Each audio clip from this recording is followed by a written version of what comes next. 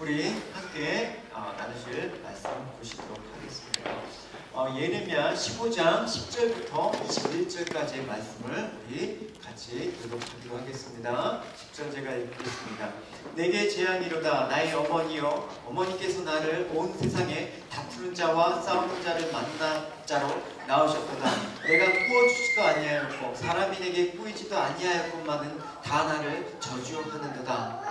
여호와께서 이르시되 내가 진실로 너를 강하게 할 것이요 너에게 복을 받게 할 것이며 내가 진실로 내 원수로 재앙과 환난의 때에 내게 강구하게 하라.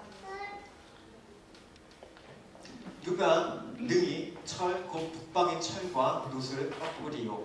너가 내 모든 죄로 말미암아 내 구경 안의 모든 재산과 보물로 값없이 탈취를 당할 것이며 내 원수와 함께 내가 알지 못한 땅에 이르게 하리니 이는 나의 진노의 맹렬한 불이 너희를 사르려 함이라. 여호와여 주께서 아시오니 원하건대 주는 나를 기억하시며 들어오시다 나를 받게 하는 자에게 보복하시고 주의 오래 참으심으로 말미암아 나를 멸망하지 아니하게 하시며 주를 위하여 내가 부끄러움 당한 줄을 아시옵소서. 만군의 하나님 여호와시여, 나는 주의 이름으로 일컬음을 받은 자라. 내가 주의 말씀을 얻어 먹었사오니 주의 말씀은 내게 기쁨과 내 마음에 즐거움이오나 내가 기뻐하는 자의 모임 가운데 앉지 아니하며 즐거워하지도 아니하고 주의 손에 붙들려 올라앉았사오니 이는 주께서 분노로 내게 세우셨음이니라. 나의 고통이 계속하여 상처가 중하여 낫지 아니하면 어찌 됩니까? 주께서 내게 대하여 물이 말라서 섞이는 시내 같으시리까?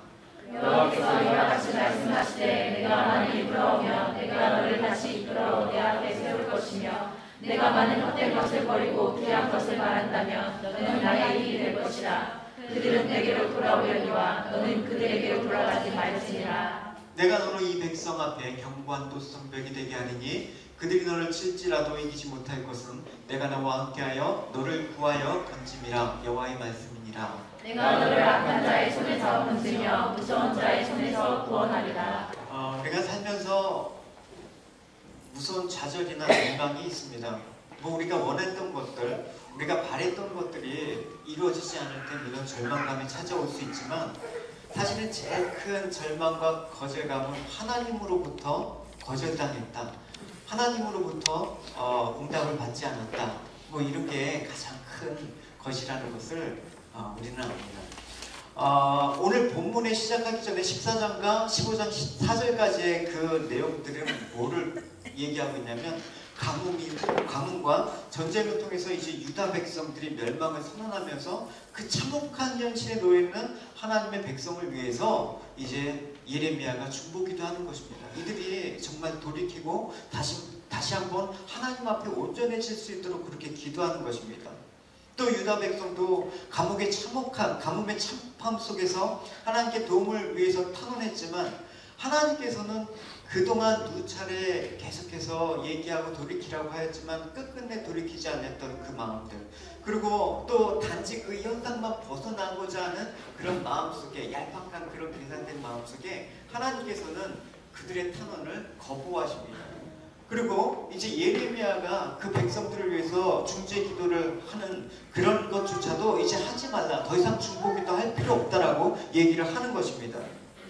그래서 특별히 하나님께서는 유다와 예루살렘의 금식과 제사조차도 거부하는 모습을 볼 수가 있는 것입니다. 이런 현상들을 이제 우리가 예언서를 보면 쭉 살펴볼 수가 있는데, 특별히 이제 또 아모스 선지서를 보면 그 내용이 있습니다. 아모스 4장과 5장에서도 하나님의 그들이 그 이율배반적인 어떤 예배를 거부하시는 것이죠. 그리고 이방인처럼 짓거리는 노랫소리를 그치라고 명령을 하십니다. 만약에 우리가 지금 드리는 예배와 찬양이 하나님으로부터 야 이제 그만해, 듣기 싫다, 이렇다 그러면 우리 마음은 어떨까요? 오늘 이 유다 백성들에게, 예레미야에게 야 이제 그런 예배 드리지 마, 그런 찬양 드리지 마, 그런 기도 하지 마, 이렇게 얘기합니다. 그러니까 그 마음이 어떻겠습니까? 쉽게 이렇게 받아들이기 힘든 그런 마음이겠죠. 그래서 지금 예레미야의 그 심정은 유다 백성들을 위해서 중보기도가 하나님께로부터 거절당하고, 또 그로 인해서 이제 유다 백성들이 더 자신에 대한 핍박을 강하게 하고 있는 것입니다. 그러니까 시리에 빠져서 이제 낙심하는 모습을 볼 수가 있다는 것입니다. 그래서 우리가 여기서 오늘 본문에서 살펴볼 내용은 하나님 백성으로 살다가 핍박 등의 이유로 고난을 받게 될 때 우리는 과연 어떠한 자세를 취하게 되는가에 대한 그런 교훈을 얻을 수가 있을 것입니다. 하나님의 종으로서 백성으로서 하나님의 일을 하는 사람은 세상으로부터 필연적으로 받는 핍박과 어려움 속에 좌절하기 마련이다라는 것을 오늘 본문에 알려주고 있거든요. 그래서 그런 가운데 하나님께서는 그의 종들을 어떻게 버려두지 않냐고 붙잡으시는가, 그리고 하나님께서는 당신의 종과 함께 동행하심으로써 그를 보호하고 그의 길을 열어가신다는 것을 오늘 본문 속에서 또 성경 전체 맥락 속에서 한번 살펴보도록 하겠습니다. 우리 첫 번째 내용입니다. 10절을 보면 이제 예레미야가 사역으로 인해서 하나님의 백성으로부터 핍박을 받는 그런 가운데 예레미야가 낙심 어린 그 탄식을 고백하고 있는 내용입니다. 아주 예레미야가 좌절한 듯한 그런 심정을 지금 반영하고 있는 것입니다. 우리 10절을 같이 읽어보도록 하겠습니다. 시작. 내게 재앙이로다. 나의 어머니여, 어머니께서 나를 본세에 같은 자와 싸우는 자를 만날 자로 나아주시도다. 내가 꾸어주지도 아니하였고 사람이 내게 꾸이지도 아니하였건만은 다 나를 저주하노라. 예레미야 선지자가 이렇게 얘기했잖아요. 내가 꾸어주지도 아니하였고 사람들이 내게 꾸이지도 아니할 건데 왜 나를 저주하는지 모르겠다. 그러니까 자신에게는 유다 백성으로부터 핍박과 저주를 받을 만한 이유가 없다라는 것입니다. 그럼에도 불구하고 지금 유다 백성들은 자신을 핍박한다라고 얘기를 하고 있는 것입니다. 그래서 주님께서는 사실 이 이유에 대해서 신약에서는 이렇게 얘기를 하고 있습니다. 세상이 너희를 미워하면 너희보다 먼저 나를 미워하는 줄 알라. 너희가 세상에 속하였으면 세상이 자기 것을 사랑할 터이나 너희가 세상에 속한 자가 아니고 도리어 세상에서 나의 택함을 입은 거로 세상이 너희를 미워했기 때문에 너희들이 핍박을 당하는 것이다 라고 얘기를 하고 있습니다. 우리가 주님과 아무런 상관없는 자라면 세상부터 별 핍박당할 일이 없습니다. 세상에 맞춰서 생활하면 되니까 세상이 같은 편이 왜 자기를 해꾸지 하겠습니까? 세상과 다른 길을 걸어가니까 결국은 그 다름에 있어서 핍박이 오는 것이죠. 그래서 오늘 본문의 예레미야의 처지는 이 세상에 하나님의 모든 진실한 백성이 처지를 예표하고 있는 것입니다. 이 예레미야 모습 속에서 나의 처지가 지금 이렇구나라는 거 우리가 느낄 수가 있는 것이죠. 그래서 하나님의 진실한 백성들은 예레미야가 유다 백성 중에 핍박을 받는 것처럼 이 세상에서 핍박을 받게 되어 있다는 것입니다. 시편 120편에서도 시편 기자에서는 이렇게 노래하고 있습니다. 내가 화평을 미워하는 자와 함께 오래 거하였도다. 나는 화평을 원하는데 내가 화평을 말할 때마다 저희는 싸우려고 한다. 이게 세상을 살아가는 하나님의 백성의 처지를 대변해주는 말이라고 할 수가 있습니다. 그래서 디모데후서는 이렇게 얘기하고 있죠. 무릇 그리스도 안에서 경건하게 살고자 하는 자는 핍박을 받는다라고 얘기를 하고 있습니다. 그러나 세상의 핍박이 무서워서 우리가 세상과 타협할 수 없고 또 그렇다고 믿음을 저버릴 수가 없는 그런 상황 가운데 있지 않습니까? 하나님께서 분명히 말씀을 하십니다. 세상이 어떻게 너희를 대하든 간에 성도는 하나님을 인하여 삶을 살아가야 된다라고 얘기를 하고 있습니다. 그래서 예레미야 선지자가 낙심했던 것은 물론 자기가 의로운 삶을 살면서 의의 메시지, 회개 메시지 신실하게 하나님 백성에게 전했음에도 불구하고 유다 백성들이 예레미야를 핍박하고 공격하고 저주를 일관했던 모습들, 또 한 가지는 회개를 고대하고 그들의 회복을 위해서 기도한 것만 기도조차도 하나님께 거부를 당하고 오히려 쏟아지는 하나님의 멸망과 심판의 메시지, 그렇게 눈물을 흘리면서 처절하게 백성을 위해서 회개한 것도 지금 소용이 없는 것입니다. 그렇게 바른 길로 이끌어가는데 오히려 돌아오는 것은 불이익과 냉소와 그런 핍박으로 일관했던 그런 모습 속에 예레미야는 좌절과 낙심에 빠질 수밖에 없는 상황들을 우리가 볼 수가 있는 것입니다. 우리가 예레미야 심정을 충분히 이해할 수가 있습니다. 내가 노력해서 조금 나아진다 그러면 사실은 희망이 보이고 힘이 생길 텐데 내가 노력해도 바뀌어지지 않는 현실, 이게 여러분 우리에게 분명히 있지 않습니까? 내가 뭔가 헌신하고 충성하면 무엇인가 달라져야 되는데 그대로 냉랭한 모습들. 이게 이 예레미야가 지금 처한 현실이란 말입니다.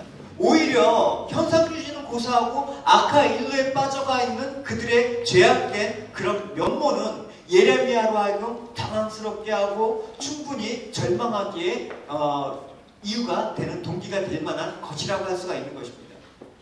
근데 11절 말씀에 보면 이런 절망적인 상황과 모든 것을 포기하고 싶은 단전적인 상황 속에서도 예레미야는 하나님께 이렇게 얘기를 하고 있습니다. 우리 11절을 읽어보도록 하겠습니다. 시작. 여호와께서 이르시되 내가 진실로 너를 강하게 할 것이요 너에게 복을 얻게 할 것이며 내가 진실로 내 모습으로 세상과 하나님에게 강건하게 하리라. 그가 이 철고 북방의 철과 뜻을 바꾸리요. 이게 무슨 말입니까? 그러니까 그런 거예요.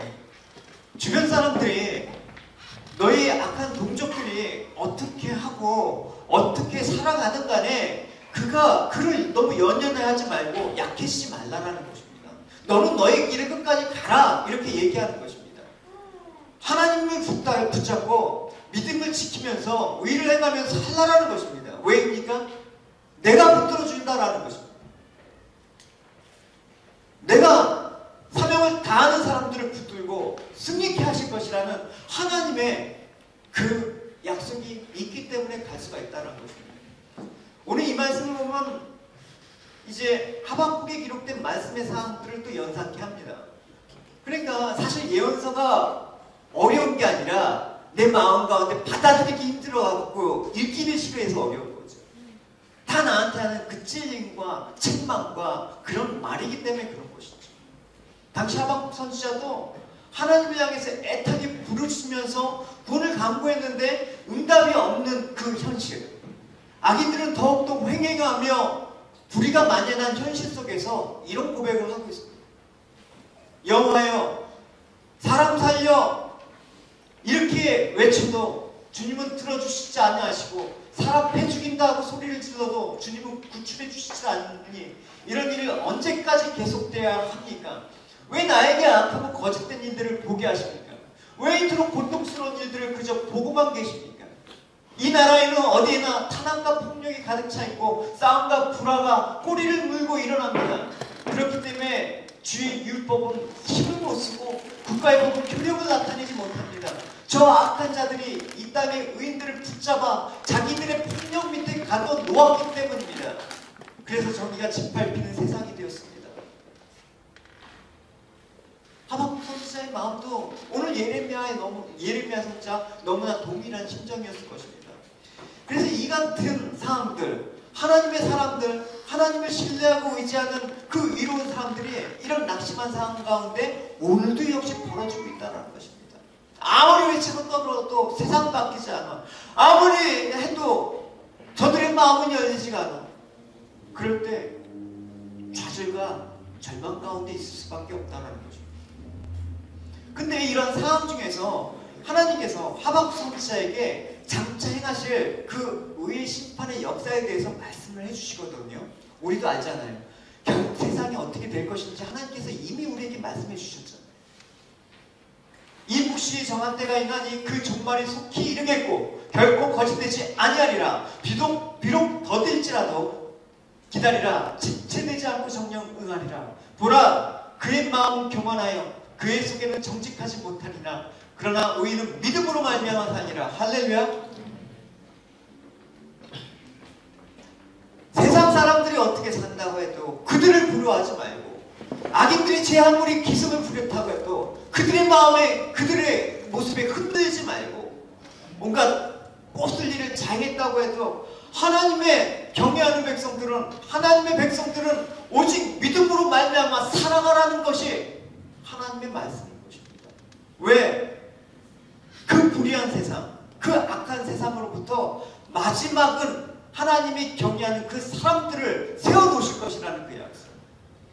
그 하나님의 경외함이 우리가 지켜야 될 신앙의 정절이고 또 진실이기 때문에 그렇다는 것입니다. 그래서 오늘 우리가 살아가는 많은 삶의 자리에 많은 일들이 있지 않습니까? 세상은 점점 더 사악하고 불의한 일들이 일어나지 않습니까? 결코 소망을 찾아볼 수 없는 그런 어둠 가운데 치닫고 있지 않습니까? 아무리 의를 외치고 아무리 하나님 말씀을 선포하고 아무리 기도를 해도 더군다나 정말 진실한 하나님의 백성을 이제 찾아보기도 힘들 만큼 그런 세상 가운데 우리가 살지 않지 않습니까? 이 같은 현실 속에서 믿음의 사람들은 충분히 지치게 할 만한 그런 상황들이 오늘에 벌어지고 있다는 거죠. 그러나 하나님께서는 분명히 말씀하십니다. 믿음을 포기하지 말아라. 하나님을 떠나고 불의를 자행하는 사람이 어떻게 될 것인지 내가 얘기하지 않겠다. 그 말은 변함없이 이루어질 것이다. 그러니까 여러분, 내가 믿음 생활하다가 도저히 그런 낙심을 견디지 못해가고 세상을 쫓아간 그 바울을 쫓아가던 데마처럼 그렇게 살면 그들이 결국 처해야 될 멸망의 자리에 내 몸을 스스로 던지는 그런 꼴이 된다는 것입니다. 그래서 13절과 14절 이렇게 말씀을 하시죠. 같이 읽어보겠습니다. 하나님의 모든 죄로 말미암아 내 구경 안에 모든 세상과 국물로 값없이 탈취를 당하게 할 것이며 내 원수와 함께 내가 알지 못하는 땅에 이르게 하리니 이는 나의 진노의 맹렬한 불이 너희를 살려 하리라. 세상이 제 아무리 악에 쪄들어 있고 거짓과 죄악이 난무한다고 해도 성도는 그 본품과 마땅히 서에 있어야 될 것을 분별하면서 잘 있어야 된다는 것입니다. 오직 하나님을 바라보면서 세상이 어떠하든 오직 믿음으로 말미암아 살아야 된다고 얘기를 하고 있는 것입니다. 하나님께서는 이같이 삶을 사는 사람들을 구원하시고 예레미야를 그렇게 했던 것처럼 그를 강하게 하시고 필경 승리의 자리에 서게 하실 것이라는 그 확신 여러분 가운데 있기를 바랍니다. 할렐루야. 주님께서도 제자들과 이제 승천하시기 얼마 남지 않아서 제자들에게 이제 이렇게 강구하시지 않았습니까? 나는 아버지께서 이들을 세상 밖으로 데려가시기를 구하지 않고 사단의 세력에서 지켜주시기를 구합니다. 내가 세상에 속하지 않는 것 같이 이들도 더 이상 세상에 속한 사람이 아닙니다. 아버지의 진리의 말씀으로 이들을 가르치셔서 이들을 순결하고 거룩하게 하여 주시옵소서 이렇게 얘기하지 않습니까? 우리 이렇게 살아도 될까요? 우리 교회 이렇게 신앙생활 해도 될까요?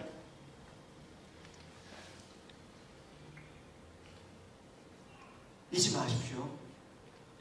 하나님이 우리를 선택하신 것이지 우리가 하나님을 선택한 게 아니에요. 우리가 기독교라는 신앙을 선택해서 신앙생활하는 게 아니라는 것입니다. 그러니까 주님께서 우리를 이 세상 가운데 보내셨다고 말씀하시지 않았습니까? 우리는 주님께서 당신의 명령을 수행하도록 세상 가운데 사신으로 파견된 사람이라는 것을 잊지 말아야 되는 것입니다. 그래서 우리가 이 땅에서 힘써야 될 것이 무엇이겠습니까?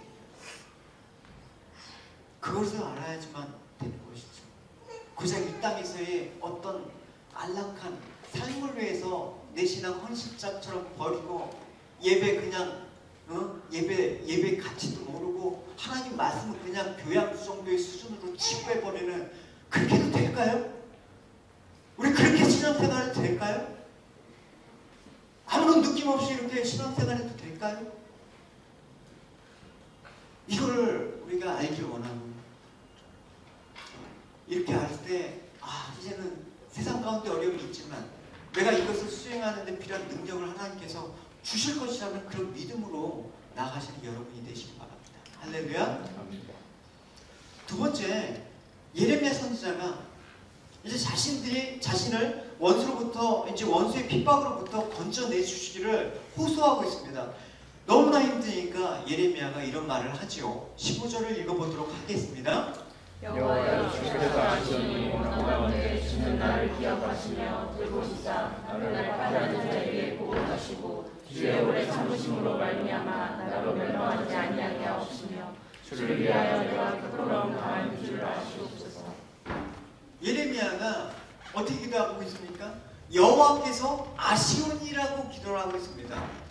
여기서 아시다는 말은 계속해서 우리가 좀 반복해서 나온 히브리 단어인데 야다라는 것은 그냥 어떤 사실관계에서 얻어지는 지적인 알미 아닙니다. 이건 부부가 서로 한 몸이 되어서 서로에 대해서 체험적으로 인격적으로 안다 할 때 이 야다란 말을 쓰거든요. 하나님과 우리의 관계는 이렇게 인격적으로 체험적으로 알게 될 때 하나님의 말씀이 깨닫게지는 것이죠. 제가 아까 물어봤죠. 뭐가 영적인 사람입니까? 영적인 사람은 도대체 뭡니까? 육적인 사람은 뭡니까? 우리가 영적인 사람이라고 얘기한다 그러면 그저 교회 다니고 그저 하나님 말씀 조금 알고 그저 그냥 이렇게 정기적으로 예배 참석하고 이게 영적인 사람이라고 얘기하는데 성경에서는 그걸 영적인 사람으로 얘기한 적이 없습니다. 영적인 사람은 하나님과의 관계 속에서 모든 것들을 생각하고 바라보고 구하는 사람이 바로 영적인 사람이라고 할 수가 있는 것입니다. 내가 하는 이 예배가 하나님과의 관계 속에서 아무런 것이 없다 그러면 우리가 찬양을 드리고 고백하는 이 모든 것들은 영적인 게 아닙니다. 그냥 육적인 것이 될 수가 있다. 그러니까 예레미야는 지금 하나님께서 아신다고 고백하는 것입니다. 이건 뭡니까? 우리가 하나님께 기도하는 것도 하나님께 불평을 하는 것도 이런 하나님과 계속해서 하나님 아시니까 고백하는 그 모습이 있어야 된다는 것입니다. 무엇을 아신다고요? 자기에게 일어난 모든 것을 아신다는 것입니다. 자신의 성품과 지금 자신의 마음 상태를 아신다는 것입니다. 내가 하나님을 향해서 그토록 충성한 그 마음을 하나님께서 아신다는 것입니다. 하나님의 의로움을 아신다는 것입니다. 하나님의 이렇게 억울하고 이렇게 힘든 거 하나님께서 아신다는 것입니다. 하나님 없이 하나님으로 인해서 이렇게 사심 없이 내가 수고한 거 하나님이 아신다는 것입니다. 결국 예레미야는 그 삶의 현장에서 하나님이 찾아오셔서 자신이 당한 그 박해와 치욕이 얼마나 고통스러운 것인지 하나님 아시기 때문에 틀림없이 이 상황들을 보시고 그 상황 가운데 구원해 주실 것이다. 이 상황 가운데 헤어날 수 있도록 그렇게 갈망하고 있는 그런 예레미야의 모습이 나오는 것입니다. 얼마나 하나님께 간구를 했는지 17절과 18절 이어서 나오는 그 구절은 자신이 느끼는 그 고독과 영육 간에 고갈된 그 형편을 토로하고 있습니다. 우리 17절과 18절을 읽어보도록 합시다. 시작. 내가 기뻐하는 자의 모임 가운데 앉지 아니하며 즐거워하지도 아니하고 주의 손에 붙들려 홀로 앉았사오니 이는 주께서 분노로 내게 채우셨음이니이다. 나의 고통이 계속하며 상처가 중하여 낫지 아니하며 거칠으니이다. 주께서는 내게 대하여 내게 말하서 속이는 신의 같으시리이다. 여러분 우리 이상하잖아요. 여러분 힘들 때 기도하라 라고 했는데 지금 예레미야는 기도했는데 지치는 거예요. 어려울 때 찬양하라 라고 했는데 찬양할 때 더 어려워지는 거예요. 그러니까 이 기도를 들어보면 그거 얼마나 상심했는지 얼마나 지쳤는지 얼마나 힘겨웠는지 처절한 갈등을 느끼고 있음을 알 수가 있는 것입니다. 이러한 예레미야의 기도의 내용을 통해서 우리가 기도에 대한 중요한 교훈과 자세를 배울 수가 있는 것입니다. 그것은 무엇입니까? 내 기도를 들으신 하나님께서는 내 모든 사정을 아신다. 그뿐만 아니라 내 생각과 마음까지도 다 아신다. 그러니까 하나님께 모든 것을 다 아시기 때문에 우리의 모든 것을 정직하게 그분 앞에 내올 수 있는 것입니다. 예레미야가 지금 하나님 앞에 내놓는 그 기도의 내용은 사실은 하나님 참 열받아 죽겠습니다. 속대 좀 쉬운 말로 저 자식은 말도 안 듣고 진짜 힘들어 죽겠어요. 하나님 어떻게 좀 해주세요. 이런 거예요. 쉽게 말해서 참 우리가 생각할 때 참 천박한 기도 같이 들리잖아요. 뭔가 좀 고상해. 대한민국의 통일을 위해서 기도합시다. 온 교회가 하나 되도록 기도합시다. 뭐 이런 기도도 필요하지만 이런 예레미야의 정말 이런 기도 속에서 하나님 정말 뭐 선지자가 저런 좀 부적합한 말들을 해가면서 기도를 하나 그런 기도를 할 수가 있다는 것을 보여주고 있는 것입니다. 여러분 보십시오. 지금 예레미야가 하나님 저 분통이 터져 죽겠거든요. 하나님 좀 알아주셔야죠. 이렇게 얘기하는데 다윗도 똑같은 기도를 했단 말입니다. 백구편에 다윗의 기도시를 한번 보시면 그것을 보면 다윗이 막 악을 자행하고 막 선을 비하하는 사람들을 막 고발하는 기도를 하고 있습니다. 저들을 막 저주하는 기도를 하고 있습니다. 아니 어떻게 다윗 같은 사람이 이런 기도를 할 수 있나요? 이런 기도예요. 악한 재판관을 택하여 내 원수를 재판하게 하시고 고소자를 그의 오른편에 서게 하소서. 그가 재판을 받을 때 유죄 선고를 받게 하시고 그의 기도도 죄가 되게 하소서. 그의 사는 날을 짧게 하시고 그의 직분을 다른 사람이 갖게 하소서. 그의 자녀들은 고아가 되게 하고 그의 아내는 과부가 되게 하시고. 이게 기도예요. 이 기도를 하고 있단 말입니다. 그 자녀들이 집 없이 떠돌아다니게 구걸하는 그지가 되게 해주시고, 빚장이야 그 재산을 다 못 사고 낯선 사람들이 그의 수고 얻은 것을 약탈하게 하시고, 그에게 친절을 베푼 자도 없게 하시고, 그와 같은 그의 자녀들이 동정을 베푼 자가 없게 하시고, 그의 후손들 끊어지게 하십시오. 그 후손들이 다시는 그의 이름이 사라지게 하십시오. 아니 이런 엄청난 기도를 지금 하고 있단 말입니다. 여러분 입에도 못 담을 만한 기도를 하고 있습니다. 그렇죠? 다시 왜 이런 기도를 했을까요? 이 기도를 하는 맥락을 보면 사실 충분히 심정적으로 이해가 갑니다. 왜냐하면 자신 같은 의로운 사람, 거룩한 사람이 왜 도대체 이 같은 일을 당합니까? 라는 것입니다. 왜냐하면 자신을 괴롭게 하고 있는 사울을 향해서 올린 그런 하나님의 탄원이거든요. 이렇게 기도한 것은 사울이 무고하게 자기를 추격해갖고 죽이려고 하는데, 그것까지는 어떻게 참을 만한데 자기 가족들, 자기 부모와 형제들, 심지어는 자기를 도왔다라는 이유로 제사장까지도 무참히 살육을 하는 그런 일을 자행했단 말이에요. 자기 때문에 힘든 그 많은 사람들을 생각하니까 이런 열받는 기도를 하고, 그러니까 막 분이 끓어오르면서 하나님 저 사울에게 이런 벌을 내려주십시오라고 기도를 하고 있는 것입니다. 이런 기도를 하나님께서 들어주셨고 그에게 그대로 이 기도한 대로 사울이 그대로 성취가 되지 않았습니다. 이 말은 무엇이냐면, 여러분 잘 이 맥락을 살펴보셔야 됩니다. 왜냐하면 여기에 포커스는 뭐예요? 하나님 앞에 정직하게 기도하라. 하나님 앞에 우리 마음과 우리의 감정들을 숨기지 말아라. 거기에 포커스를 맞추고 있는 것입니다. 왜냐하면 하나님께 이런 기도를 하지 않았으면 다윗은 그 분에 이기지 못해서 그 분으로 자기 손으로 사울을 죽였을 것입니다. 그러면 살인자가 되는 거예요.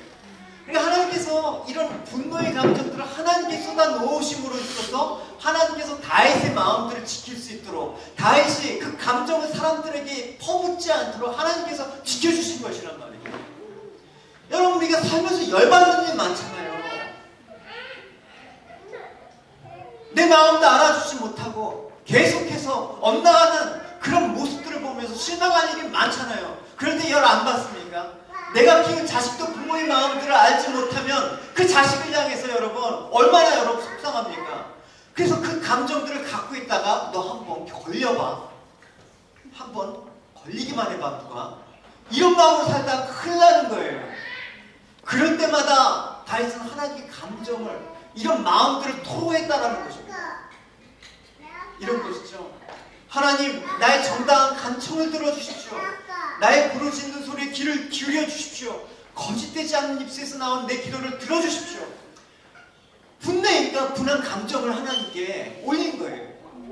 하나님은 언제나 공평하십니다. 나를 정당하게 판단해 주십시오. 하나님께 이 모든 사항들을 판단해 주십시오 하고 맡기는 것입니다. 분명 분노는 성도에게 적절한 것이 아니라고 성경은 얘기하고 있습니다. 분노에 대해서 성경에서는 그건 육체적인 일이고 미련한 것으로 여기고, 더 나아가 분노하는 자는 벌을 내리게 될 것이라고 작은 말씀을 얘기하고 있거든요. 이러한 사실에서 보여주십지, 우리가 무분별하고 통제되지 않는 감정의 발산이라는 것은 대단히 위험한 것입니다. 여러분 분노가 날 때 어떻게 기도하시는 거예요? 그 분노를 하나님께서 나에게 쏟으라 라고 얘기하시는 거예요.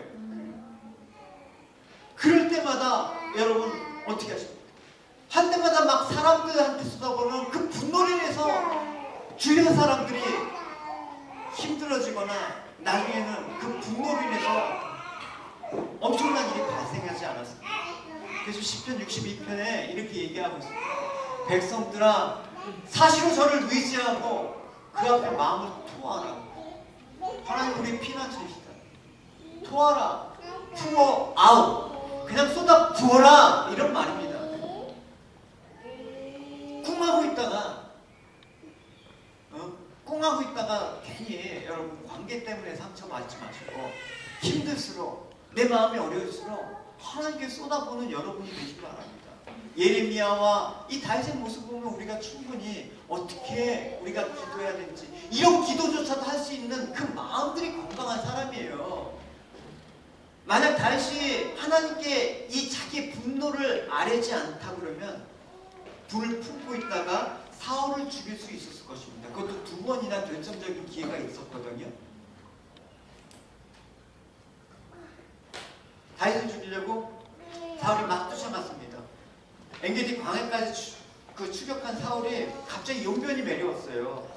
그래서 그 엔게디 강에 수많은 석회동굴이 있는데 그 동굴 중에 하나 들어가고 용변을 보려고 이제 앉혔는데 하필이면 그 동굴에 다윗과 그의 부하들이 잠복해 있던 그 동굴로 들어간 거예요. 그 부하들이 사울을 죽일 수 있는 절호의 기회를 하나님께서 주신 것이라고 하면서 다윗께 간청을 했습니다. 절호의 찬스입니다. 다윗이 어떻게 했습니까? 사울의 옷자락만 살며시 베고 나왔습니다. 부하들에게 이렇게 말합니다. 자기 사람들에게 이르되 내가 손을 들어 여호와의 기름 부음을 받은 내 주를 치는 것은 여호와의 금하시는 것이니 그의 기름 부음 받은 자 여호와의 기름 부음을 받은 자가 됨이니라. 하나님께서 기름 부음 받은 자들은 하나님께서 판단하실 것이라는 그런 마음들. 그러니까 분을 제어할 수 있는 그 마음들을 허락해 주셨다는 것입니다. 우리 같았으면 10번 죽이고도 남았죠. 죽여도 뭐라고 할 사람도 없는데. 또 막 자기를 추격하려고 진을 쳤던 사울의 진까지 들어갔습니다. 몰래 잠입했는데 사울이 잠자고 있는 그 초소까지 들어갔습니다. 저거의 찬스죠. 잠까지 자고 있는데. 그러니까 죽입시다. 아비새가 그렇게 하는데 다윗이 어떻게 얘기하고 있습니까? 이렇게 얘기하죠. 다윗과 아비새는 사울의 진지까지 갔는데 그때 사울은 진 가운데서 자고 있었다. 그의 창은 땅에 꽂힌 채 그의 머리맡에 있었고 아브넬과 그 부하들도 왕의 주변에 누워 있었다. 이때 아비새가 다윗에게 조용히 말했다. 하나님, 오늘 당신의 원수를 당신에게 넘겨주셨습니다. 그러므로 내가 가서 저 창으로 그를 찔러 땅에 꽂겠습니다. 2번 찌를 것도 없이 단번에 치겠습니다. 그러나 다윗은 아비새에게 이렇게 말했다. 그건 안 된다. 그를 죽이지 말라. 여호와께서 택하신 왕을 하는 것이 어찌 죄가 아니겠느냐. 분명히 말하지만 여호와께서 그를 치실 것이다. 그는 죽을 때가 돼서 죽거나 전쟁을 통해서 죽게 될 것이다. 내 손으로 피를 묻혀서는 안 된다.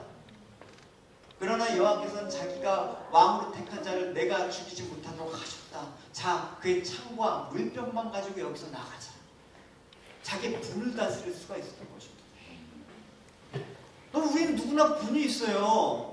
누구나 열받은 일이 있단 말입니다. 그럴 때마다 여러분 사람한테 쏟아주시겠습니까? 그럴 때마다 내 자녀, 내 부인, 내 남편에게 쏟아 부으시겠습니까? 그럼 다 죽자라는 거예요, 여러분. 누구한테? 하나님과 함께 그 분을 쏟아내라. 하나님께서 판단하실 것이다. 그 지혜를 주신 것입니다. 다윗은 하나님께서 공정하게 판단하실 거라는 확신이 있기 때문에 이런 상황 가운데서도 하나님의 말씀에 순종하는 사람이 되었습니다. 그러니까 우리가 기도함에 있어서 거룩한 모양으로 막 기도하고 막 미사여구를 동원하면서 마음에도 없고 자기 해놓고도 무슨 말인지 몰라. 그런 기도를 올릴 때가 있지 않습니까? 예수님께서 신랄하게 얘기했죠. 주번부원하지 마라. 주저리 막 하지 말라. 그런 기도는 누구예요? 페이건.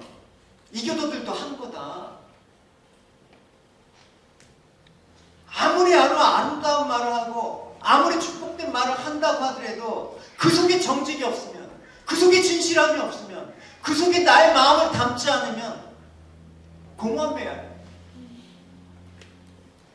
그런 기도를 하나님께서 받으셨어요. 하나님께서 여러분 마음과 심령을 바르게 하시고 진실한 기도로 하나님 앞에 치실 때대로 여러분 기도하십시오. 할렐루야. 그렇게 기도하셔야지 내 마음을 지킬 수가 있는 거예요. 가면서 열받을 일이 있다고 해도 주차하려고 하는데 뒤에 막 괜히 시비가 붙은데도 내 마음 지키셔서 하나님 제가 이 끌어오는 분들을 어떻게 할까요? 그렇게 올려드릴 때 참는 마음을 허락하시는 것입니다. 이제 세 번째 내용을 나누도록 하겠습니다. 이제 예레미야가 탄식하고 이렇게 자기의 어떤 낙심을 토로하고 있는데 하나님께서 이제 예레미야에게 이 시대에 빠진 그 소명에 대해서 흔들리지 않도록 구체적인 위로와 용기를 주시는 그런 내용입니다. 우리 19절을 같이 읽어보도록 하겠습니다. 시작. 여호와께서 이와 같이 말씀하시되 내가 만일 돌아오면 내가 너를 다시 들어 내 앞에 세울 것이며 내가 만일 헛된 것을 버리고 귀한 것을 말한다면 너는 나의 입이 될 것이라. 그들이 내게로 돌아오려니와 너는 그들에게로 돌아가지 말지니라. 19절 후반절을 보면 하나님께서 예레미야를 향해서 그들이 내게로 돌아오는 일이 있어도 너는 그들에게 돌아가서는 안 된다라고 얘기를 하고 있습니다. 그죠? 우리가 이 말씀을 통해서 예레미야가 얼마나 힘들었을까? 예레미야가 선지자로서 사명을 포기하고 나도 이제 선지자 때려치고 그냥 일반 백성으로 돌아가고 싶어요. 그런 얘기를 하는 거예요. 쉽게 말해서 그런 거예요.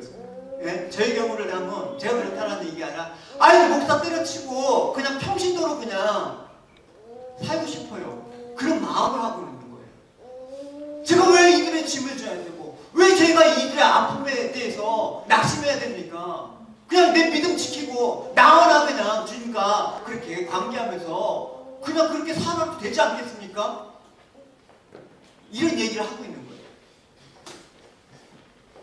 그러니까 예레미야 지금 열심히 수고함에도 불구하고 백성들이 변화한 모습을 보이지 않고 요주의 부동을 하나님 거부하면서 그렇게 하니까 신앙의 회의가 의심이 찾아오는 것이죠. 점점 자신 능력을 한계를 체험하게 되고 하나님의 말씀에 대해서 조금씩 회의가 내가 이러려고 목사했나? 내가 이러려고 기독교를 믿었나? 내가 이러려고 했나? 뭐 이런 마음입니다. 그러니까 이제 타협하는 거예요. 뭐 내가 죄를 짓는다라는 게 아니라 그냥 저들에게 싫은 소리 듣기 싫으니까 아예 신경 쓰지 말자. 에이 잔소리 하지 말자. 그냥 무던하게 에휴 지 믿음 쥐가 지켜야지 뭐. 내가 어떻게 할 수 없고 그냥 내버려 두자. 그렇게 지금 그 마음이 찾아오는 거예요. 근데 하나님께서는 예레미야에게 너희 그러면 안 돼. 너가 그러면 안 되는 이유는 너가 백성에게 돌아갈 수가 없는 거야. 백성들이 너에게 돌아가지 왜 네가 백성들에게 돌아와? 네 신앙 왜 네 사명들 버리고 그렇게 너 혼자 살려고 그렇게 도망가니? 이 얘기를 하는 것입니다. 신앙의 회의에 빠진 예레미야가 돌아갈 곳은 그를 위해서나 백성을 위해서나 백성이 아니라 하나님께 돌아가야 되는 것입니다. 우리 신앙은 그게 회개 아닙니까?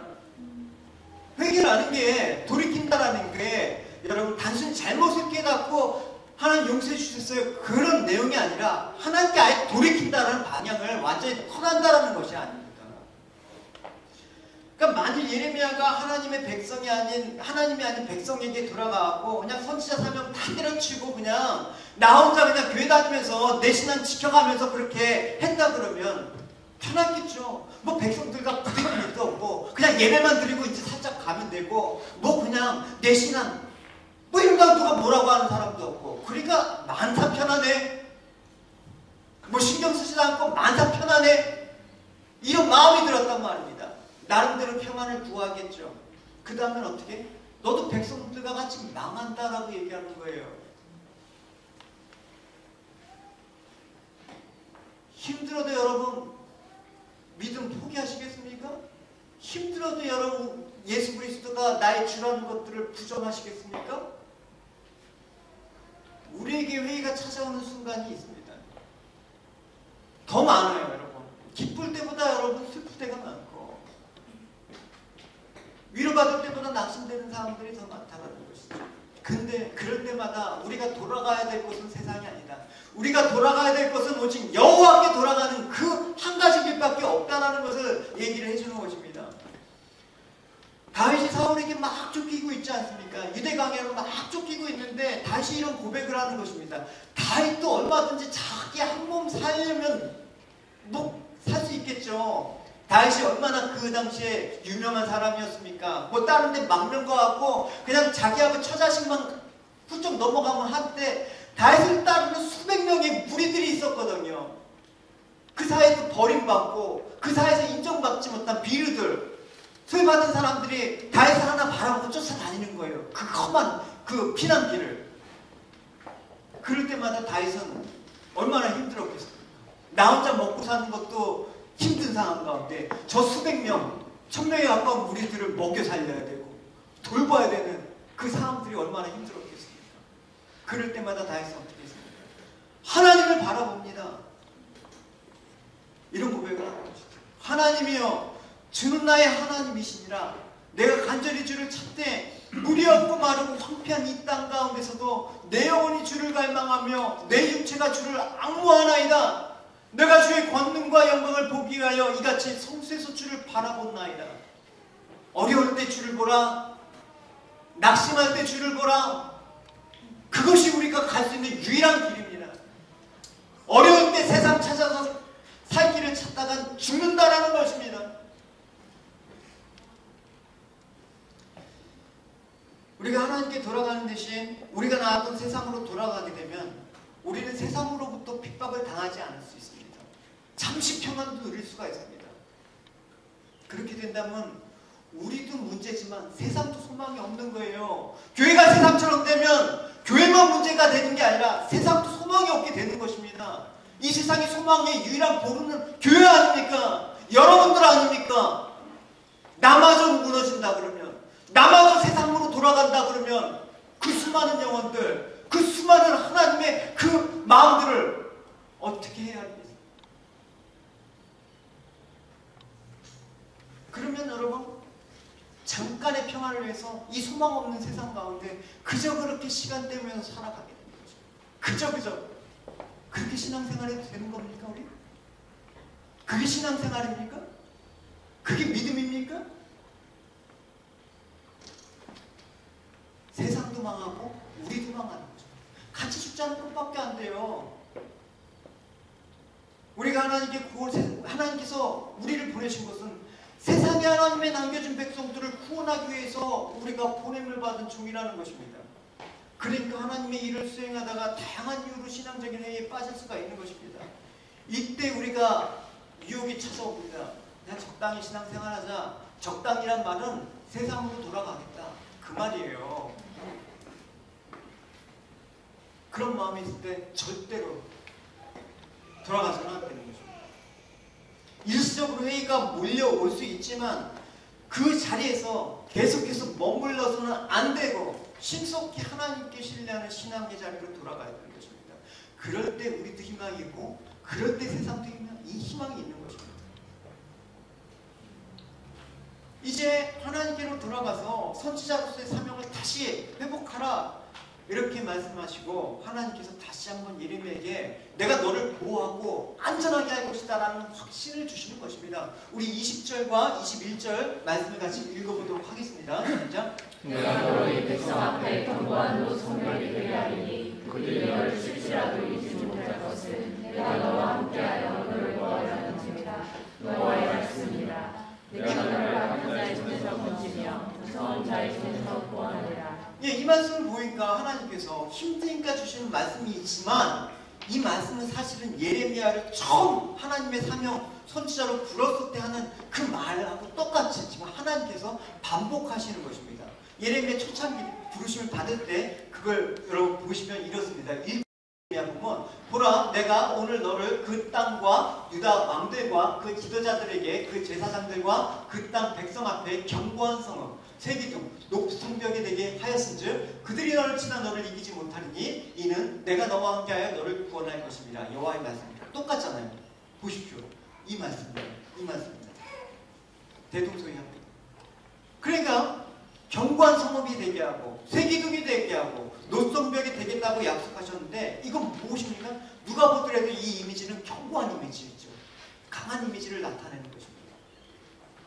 근데 하나님께서도 이렇게 예레미야에게 초창기에 선지자를 부를 때 이런 약속을 하셨음에도 불구하고 계속해서 핍박과 생명을 위협을 받게 되니까 흔들리는 거예요. 그러니까 하나님께서 우리에게 약속하고 계속해서 확신, 재확신, 기억하게 하고 그걸 하나님께서 말씀하시는 거예요. 하나님 똑같은 말을 하고 싶어서 하는 게 아니라 우리가 그것들을 신뢰하지 못하니까, 우리가 그것을 까먹으니까. 그러니까 하나님께서 또 똑같은 말씀을 지금 예레미야에게 하시고 있는 것입니다.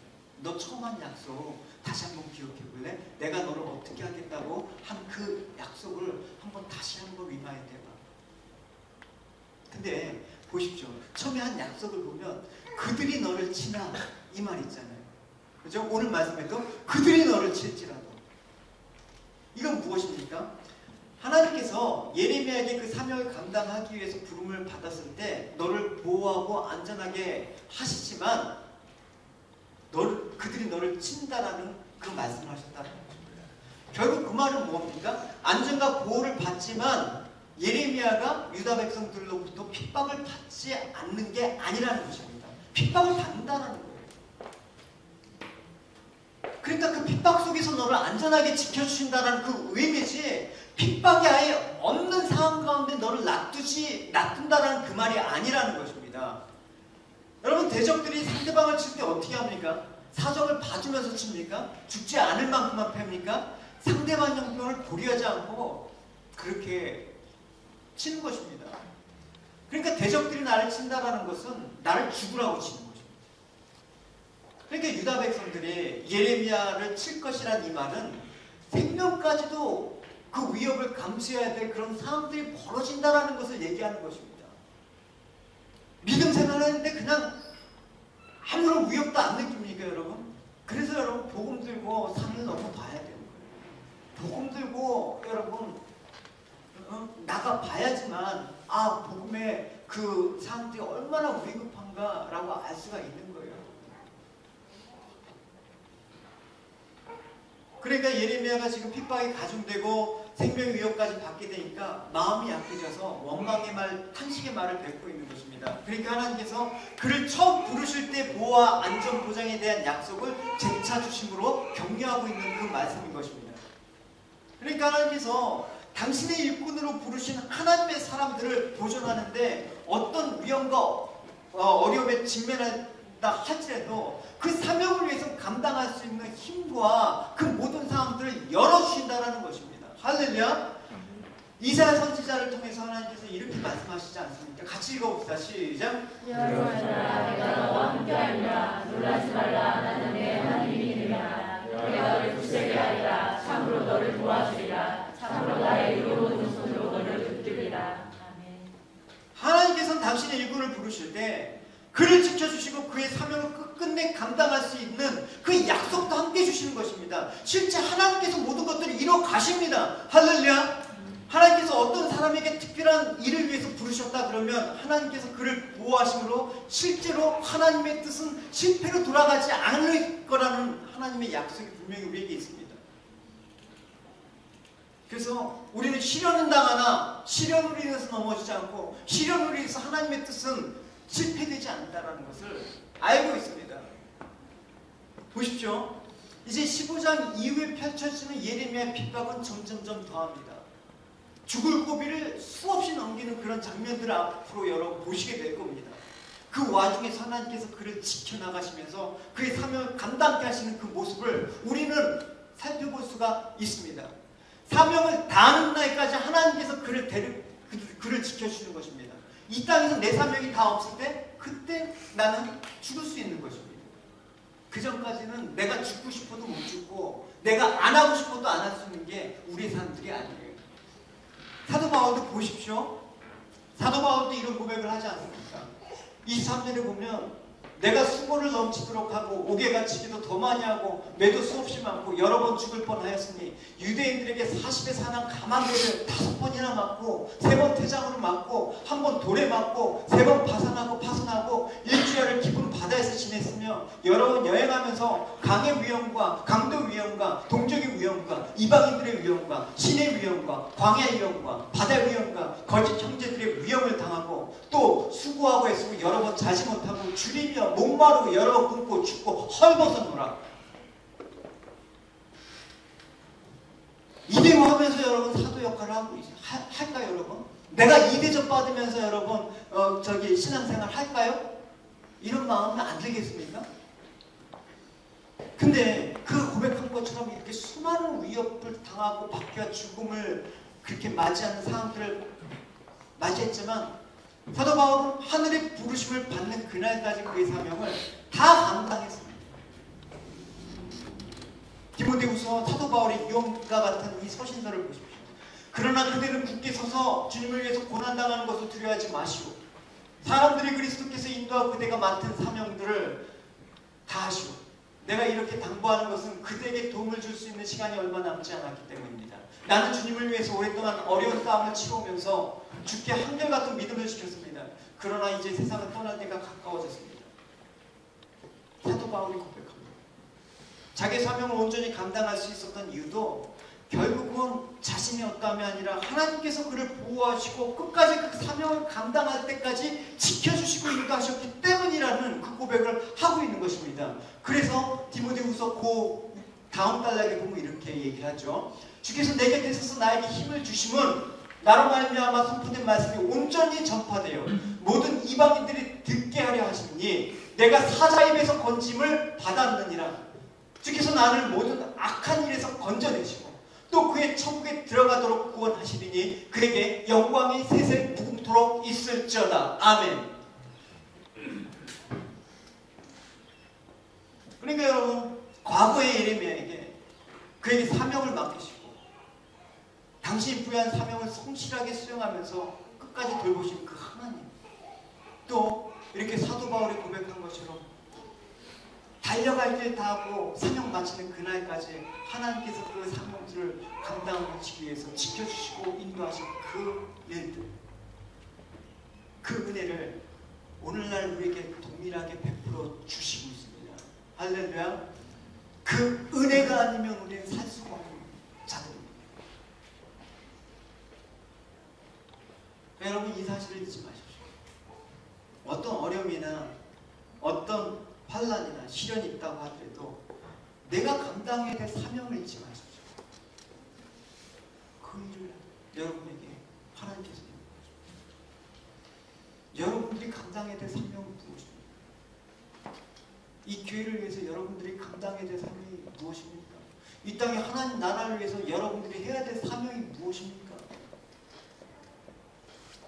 그 사명을 회복할 때, 그 사명이 무엇인지 알게 될 때 하나님의 역사를 경험하는 놀라운 그 일들을 여러분 가운데 경험하게 될 것입니다. 할렐루야. 할렐루야. 이제 말씀을 맺도록 하겠습니다.